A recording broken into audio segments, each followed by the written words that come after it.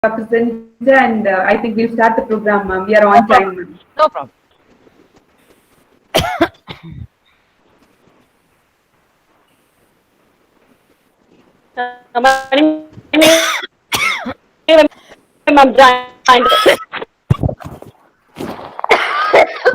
Ayo, what happened? Nothing happened. Okay, please take some water. I have. I make you fully. Okay.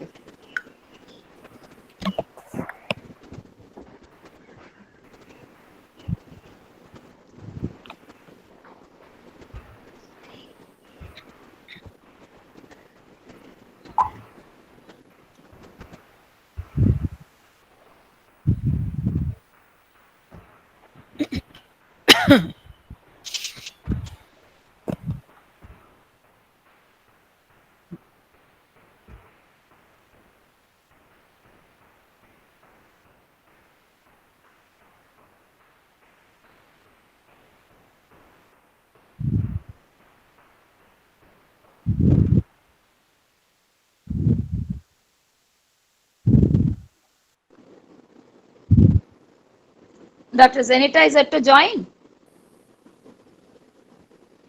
Kamlaveni.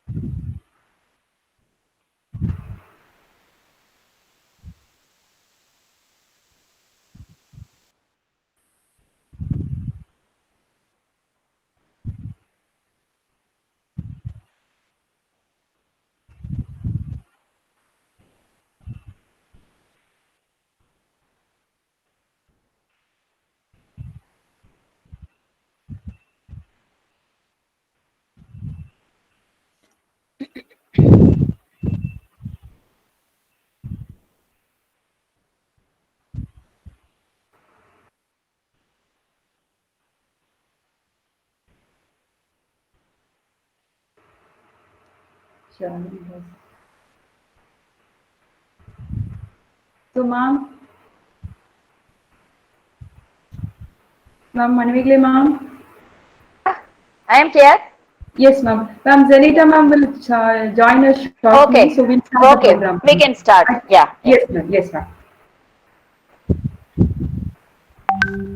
So, a warm good morning to all my dear participants, and a warm good morning to the respected resource person and the conveners and Murgeshwari ma'am, the organizing secretary. So, indeed, it's our pleasure to have you, ma'am. Now, I welcome Dr. Manimegle ma'am to introduce the resource person and also talk about our session ahead. Welcome, Yeah. ma'am. Thank you, Dr. Kamalaveni, for all the support in conducting this program. It is really a tedious task to coordinate with everything, and you are doing that task, and I congratulate and also appreciate for all the support.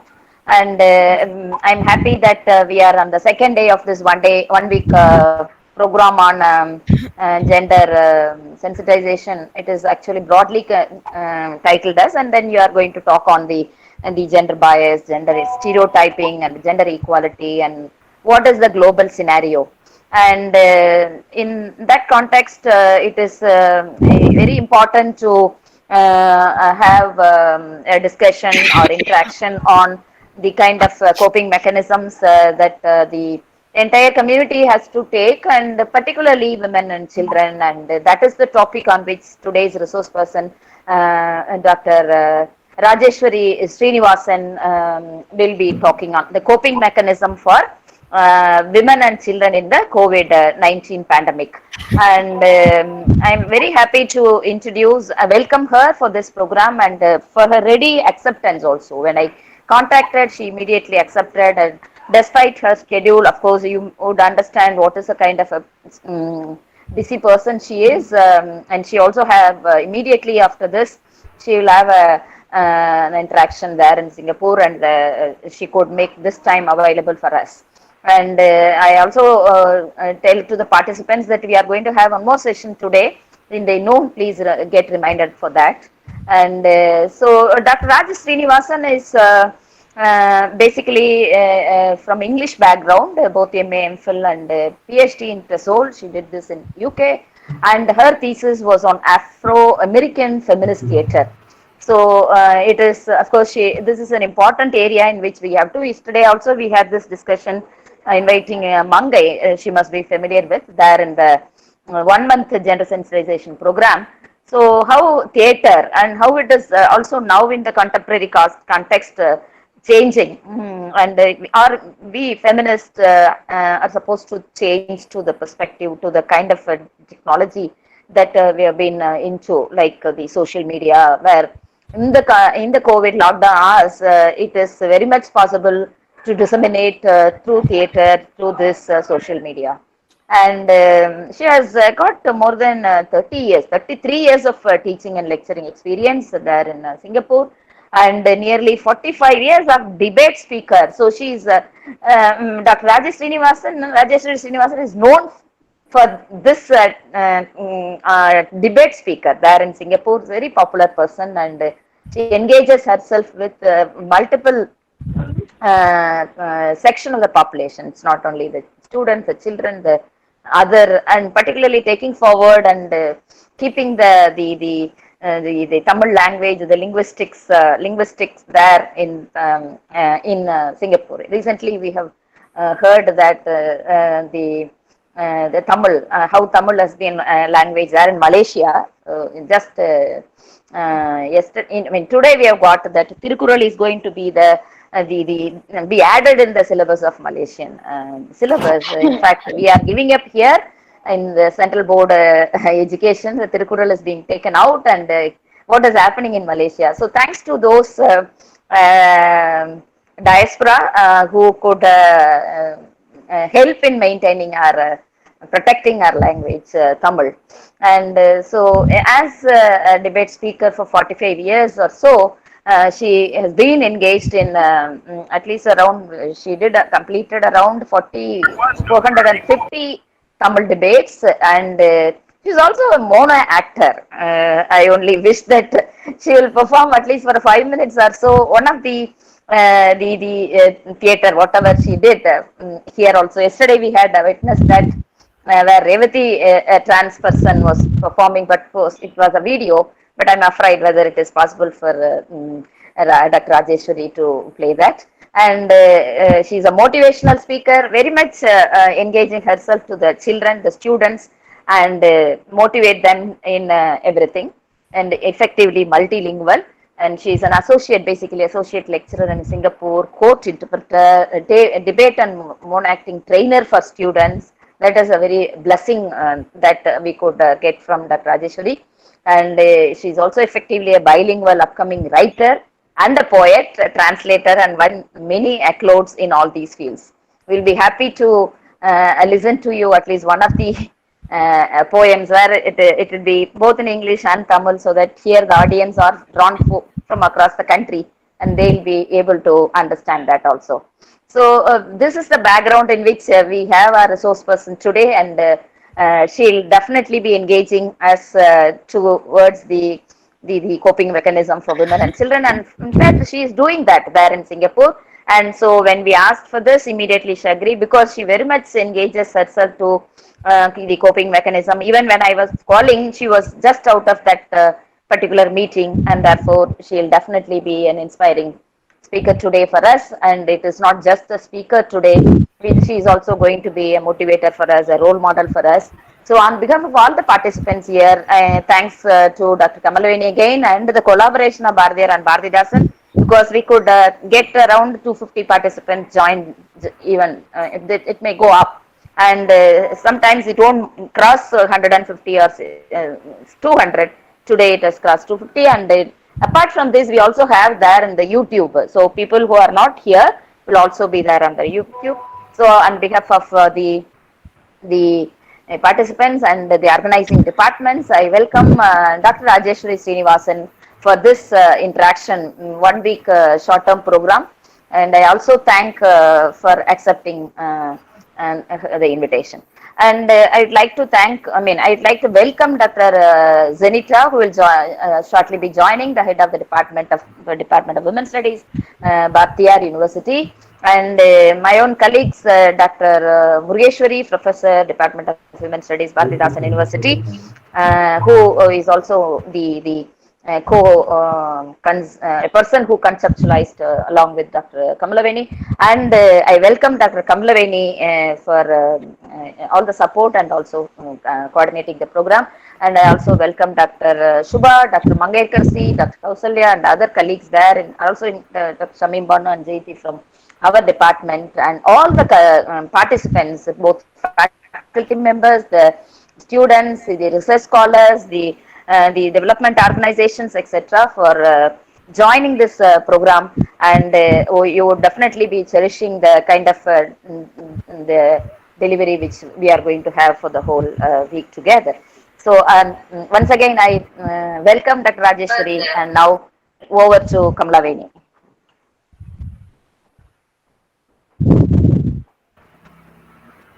Ma'am, thank you for the wonderful introducing of resource person. Now the podium is open to you, Raji ma'am. Welcome, ma'am.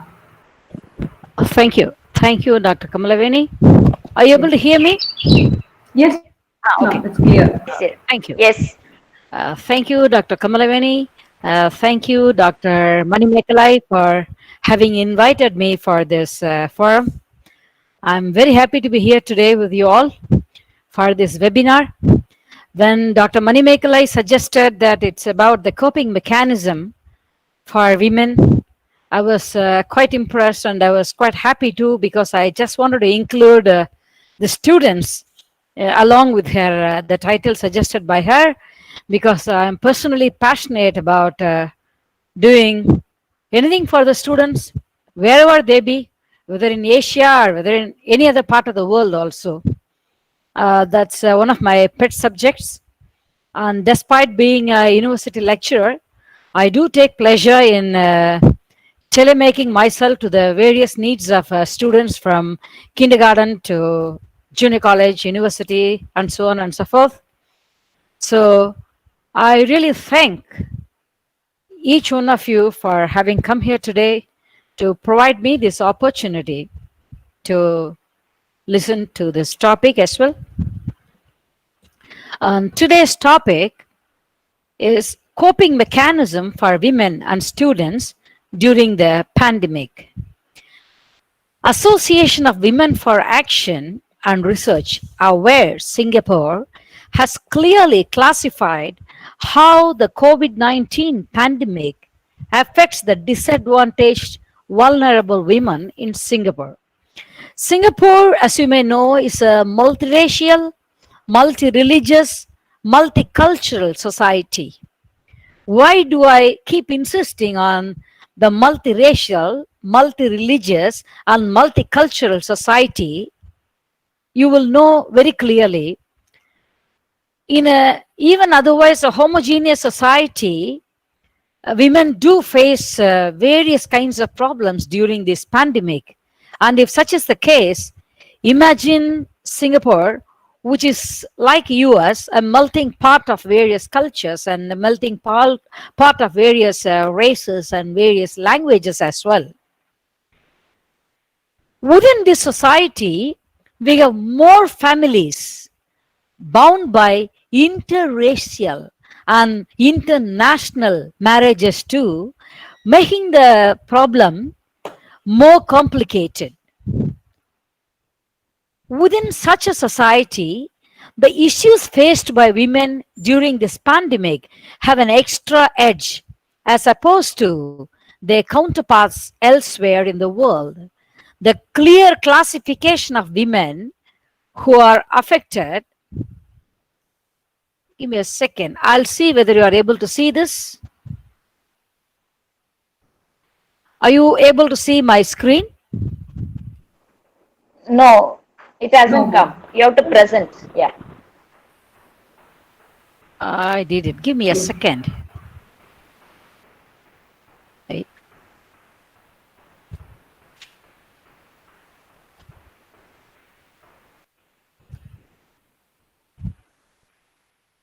Okay. I present it on a window. You can see now? Yes, yes.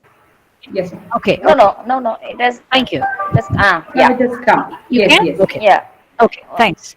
So, what I was about to talk about was the clear classification of women who are affected by the pandemic at various levels in Singapore is shown on the screen here. Single mothers, foreign domestic workers, foreign spouses, family violence victims, workplace harassment victims. These are the people who form the sizable portion of Singapore's women community who face the pandemic issues more strongly than the other parts of the world. Single income families run by single mothers are one of the most affected during the pandemic. Within them, there are different kinds of single mothers, including those who are local women, who are married to foreign spouses. They were actually married to foreign spouses who are very well employed previously. Then there are other kinds of single mothers who themselves hail from broken families and who had become teenage single mothers earlier. Single mothers who were homemakers once and whose ex spouses have gone in search of other women are left without any financial support. The low income women are highly affected as several of them have lost their jobs that involve house visits, social contact with more people, etc. On top of this, they have to mind their children alone with no support, as many childcare centers have issued stringent guidelines to keep the children. And when kids have their usual bouts of cold, cough, or fever, whatever, periodic fever, flu, etc., now these children have to be kept at home with their single mother, who also they have to struggle to provide food for their child without any source of income. Just imagine their condition. The single mothers, if they are working, they have a little bit of income, but they cannot do online work. The single mothers work mostly involves going in person and doing work, and on top of it they have to give up that work, and then they have to take care of their children because the child care centers are unable to accept the kids during these pandemic conditions. Support, housing, and enablement project shelter provided by Aware Singapore has been very supportive to these single mothers. Foreign domestic workers, on the other hand, they face a unique problem here of not able to use their annual leave to visit their home countries as there are no flights. The foreign domestic workers working in Singapore, they are actually live-in workers. They live in with their employers in their employer's home. Employers provide them with food, shelter, medical benefits whatsoever. But now the problem for these foreign domestic workers is quite, they are in real difficulty now. Singapore mainly sources its foreign domestic workers from Philippines, Indonesia, India, and Myanmar. These workers hailing from these countries, they were actually due for their hard earned vacation now. They are unable to go due to this pandemic because no flights. They are unable to use their vacation also. Even if they leave Singapore, even if they get emergency flights and land in their home countries, they're supposed to do a kind of a quarantine there for 14 days. After that, they have at the most time of 1 or 2 days to visit their family. And if ever a flight flies back to Singapore, they have to serve again another 14 days of quarantine in Singapore. So, which employer is willing to let go the domestic worker with a paid leave for 1 month like this? So, this is a problem. On top of it, if they go, their renewal of passes is not assured by the Singapore government. So, this is another issue they are facing. To make matters worse, these foreign domestic workers are they actually generally get a once a week vacation, like something like a once a week off day on a Sunday or a Saturday or something like that.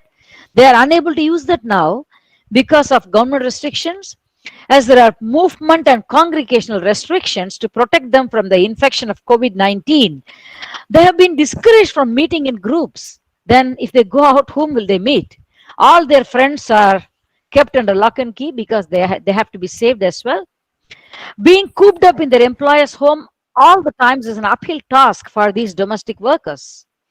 Under normal circumstances, the children would be in school and their parents would be in their respective workplaces without breathing down the necks of their foreign domestic workers, thereby leaving the house for these workers.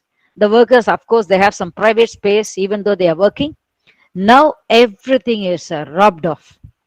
They have been denied of all these things now. The domestic workers under normal circumstances would be doing their household chores, cooking, and minding the children who come back from school with the practiced ease, as they had the house to themselves for a sizable amount of time. After all, they Excuse me, also live. ma'am. Yes? Ma'am, the participants are asking for full screen because it is very small. I think people are viewing the YouTube also, Oh, okay. Okay. so they wanted the full screen. Yeah. Okay. Yes, So ma'am. the foreign domestic workers, as I have just pointed out, they have this unique problem of tackling with all these things. The removal of the windows of respite to these foreign domestic workers might have long term psychological repercussions on them, affecting their relationship with the employer and their family. This actually changes the very mechanics under which they are working. It creates them real stress. Since 2016, an average of 2,700 foreign domestic workers are recruited per year through the Advanced Placement Scheme to help specifically with child care and elder care. These foreign domestic workers looking after the elderly or immunodeficient children may also be at increased risk of contracting the disease from close contact with their care recipients. Foreign domestic workers find it increasingly difficult to wear the face mask and go out and do the supermarket chores and all these things. The onus of maintaining cleanliness and hygiene of their entire employer's family is becoming a day to day challenge for these domestic workers. Removal of the windows of respite to these foreign domestic workers might have long term psychological repercussions on them, affecting their relationship with their employer and their family. These workers also need support and counseling by their employers to disperse their fear for the safety of the workers' own families back home. As long as these workers are not abused physically at their employer's place, they are safe enough under the new normal circumstances. Many employers have also reportedly developed a never before newfound sense of empathy towards these living foreign domestic workers due to their current shared woes. They do take enough care of the workers to ensure that they are given protective shields, hand sanitizers, and gloves, but their emotional needs are still to be addressed at large. So, with this, I move on to the foreign spouses. And as far as this foreign spouses is concerned, I'm not presenting it through the PowerPoint slide. It's going to be more of through the lecture. Foreign spouses of Singapore citizens and PRs will be affected tremendously during this pandemic due to separation from their family and children in Singapore. New travel restrictions and lack of flights have created a serious emotional crisis for these spouses who are usually on a long term visit pass known as LTVP. Some of these children risk separation from their non resident parents who are now barred from re entering the country unless they are LTVP holders or work pass holders, providing essential services such as healthcare and transport. Since 23rd March 2020, parents who are on short term visit passes cannot enter the country for the time being. Just imagine the plight of the kids who are born for these parents. One parent will be stationed in Singapore, obviously the dad most of the times, and the mothers who are foreign spouses, they have to leave Singapore or they are unable to enter back Singapore, and their children are trapped in Singapore without their moms, which is a very serious question. It's a very serious situation. Members of transnational families might be physically separated from each other during a pandemic due to the travel restrictions imposed to contain the spread of the virus. The validity of LTVP varies in length, and there's no guarantee of successful renewal. This is the sad plight. Just imagine the lady has just gone on to visit her family back, say in China, India, or elsewhere, wherever. And once they reach there, this lockdown comes and the pandemic starts. And they are told they cannot enter back into Singapore. Whereas the children were told the moms will come back in a week's time. You understand the situation, right? So, this is the kind of pathetic condition that the women and children find themselves in during this condition. Foreign spouses who are LTVP holders will actually, like citizens and permanent residents, benefit from the government subsidized rates when they receive treatment for coronavirus in public hospitals. No doubt about it. Even testing fees are waived for these people in Singapore. So government does support them. But what happens is government is unable to do anything in the immigration front simply because they really want to protect the rest of the citizens as well as they want to protect these people. See, those on short-term visit passes, they need to pay full cost of the treatment from 7th March 2020 in Singapore, which is really a whooping cost. It's not an easy job to maintain that cost in Singapore without any insurance and without a governmental support or any kind of subsidy here. This is the critical situation they find themselves in. The foreign spouses are unable to move their young children to their country of origin either due to the current situation. It is an unimaginable situation. If you think you are already experiencing the impact of pandemic, just think about these people who have really no way to do anything else other than just waiting. Even if rare emergency flights are arranged by their respective countries, the threat of facing a quarantine upon arrival poses extra challenges for them. Whether they go to their home countries or if they want to come back to Singapore, on both ends they experience this quarantine, which does not leave them with any choice other than staying put wherever they are. If Singapore citizens choose to travel by any available flights, they face the mandatory quarantine upon arrival in Singapore. On top of this, if they contract COVID-19, they may have to bear the full charges for medical help. Yes, you heard it right. I'm talking about Singapore citizens. They will be asked to bear the full cost without subsidy upon arrival back in Singapore because they chose to travel against the advice from the government not to travel. Because it has been told to them very clearly, if you choose to travel during this pandemic and if you contract COVID-19, then you may have to face the consequences as well. This may sound pretty rude, sound pretty harsh, but we have no other choice except restricting this movement simply because that is how Singapore has brought down its COVID affected victims numbers by leaps and bounds. Now it's almost under control, but still we do experience this. Foreign spouses on LTVP can continue to work in Singapore, no doubt about it.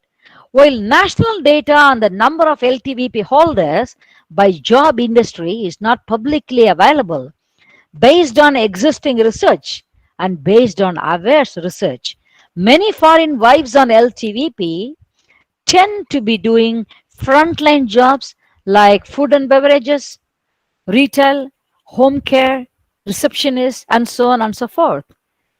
Now, this work puts them on a higher risk of infection, given that they have close interaction with customers and clients.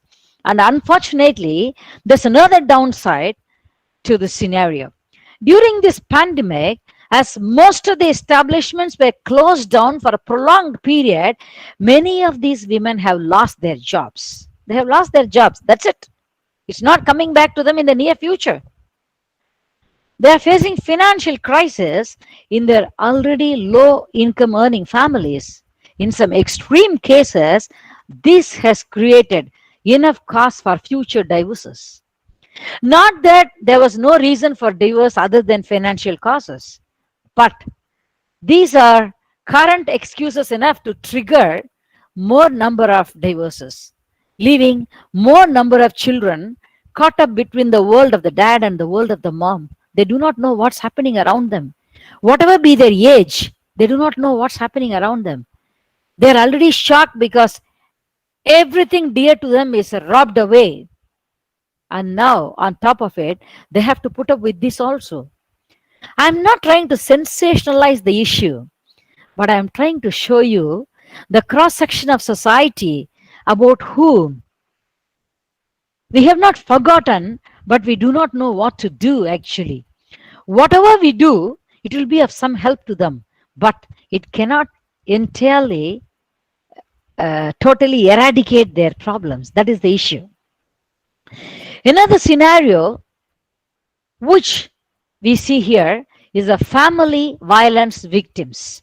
You see, I have already spoken about other kinds of women who face problems. Three kinds of women we saw so far: single single mothers, then we talked about foreign domestic workers, then we talked about foreign wives who have married locals, and now the fourth category, family violence victims. For family violence victims, probably you have seen in India also the same, but due to the cultural background, the women have been told to just shut up and mind their own business, isn't it? This is quite sad. Since all the families are cooped up in limited spaces, lack of personal space is a great challenge to the entire family. We do agree.